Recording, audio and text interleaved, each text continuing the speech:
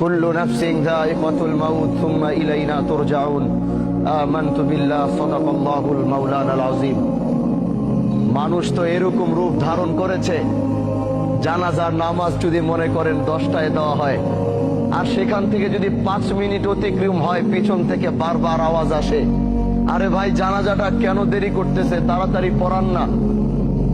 আমি তাদের উদ্দেশ্যে বলতে চাই, আপনার চারপাশে যারা এই বাক্যটি উচ্চারণ করে তাদের চেহারাগুলো একটু দেখে চিনে রাখুন। আল্লাহর কসম, যেদিন আপনি এখানে, আজকে হোক আর কালকে হোক, 6 মাস পর হোক আর 6 বছর পর হোক, এই একই জায়গায় আপনি এইভাবেই শুয়ে থাকবেন, না আপনার কথা বলার শক্তি থাকবে, না আপনার দাঁড়ানোর শক্তি থাকবে, না আপনার বলার শক্তি থাকবে। ঠিকই একই মানুষগুলো আপনাকে রেখেও তারা তাড়াহুড়া করবে।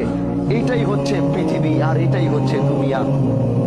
এই সবচেয়ে বড় বাস্তবতা থেকে আমরা যতই পালাবো, আল্লাহ তো ঘোষণা করে দিছে, সুম্মা ইলাইনা তুরজাউন। কোথায় যাবা?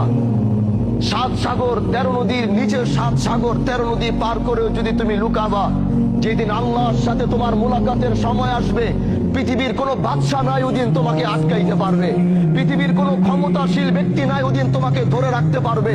আল্লাহ যেদিন তোমার মৃত্যুর ঘন্টা বাজাবে, গোটা পৃথিবীও মিলে যদি আল্লাহর বিরোধিতায় লাগে যে না আল্লাহ তুমি চাইছো, আমরা তাকে যাইতে দিব না, গোটা পৃথিবী একাকার হয়ে যাবে, কিন্তু তাও তোমরা সেদিন তাকে বাঁচাতে পারবা না।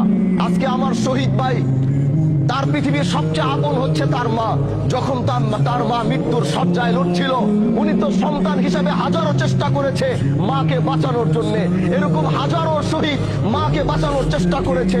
কেউ হাসপাতালের বেডে করেছে, কেউ নিজের কোলের মধ্যে করেছে, কেউ ঘরের মধ্যে করেছে, কিন্তু পৃথিবীর প্রতিটা সন্তান ব্যর্থ হয়েছে।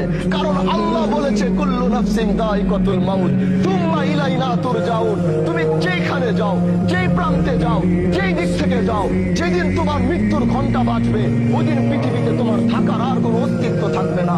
এজন্য ভাই আমার, আসো এই জানাজায় 5টা মিনিট দেরি করো, তাকাও এই লাশের দিকে, তাকাও এই সাদা কাপড়ের দিকে, যাও ওই কবরের দিকে 5টা মিনিট গিয়ে তাকায় থাকো।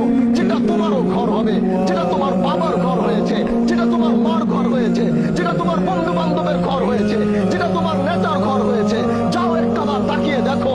তুমিও প্রস্তুতি নাও যে এখানে তুমিও একদিন নামবে, কিন্তু নিজের পায়ে নয়, কেউ তোমাকে ধরে নামাবে। এটাই হচ্ছে পৃথিবীর সবচেয়ে বড় বাস্তবতা। এজন্য ভাই, মৃত্যুর প্রস্তুতি নাও।